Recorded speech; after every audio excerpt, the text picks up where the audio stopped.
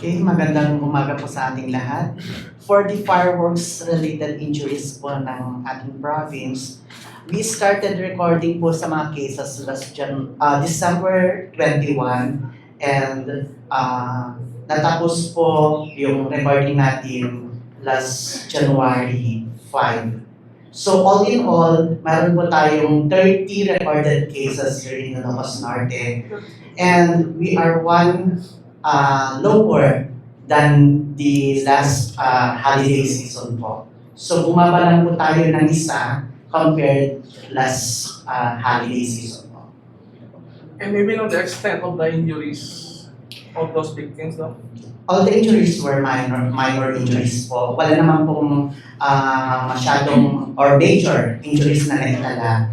And all of them were treated.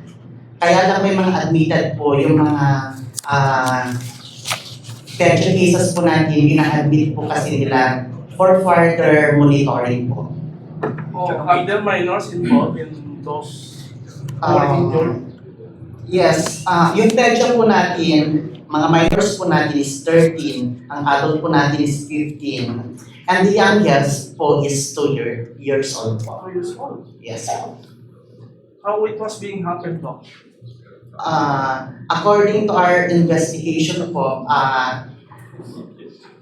parang hinawakan po niya yung firework. Oo. Parang na ano lang nila na hindi nakita ng nagbabantay na may kinuhang fireworks yung bata. And he's from? Uh, Maybe know if Actually, hindi ko na po nakuha yung taga saan yun. But then I have the list of the injured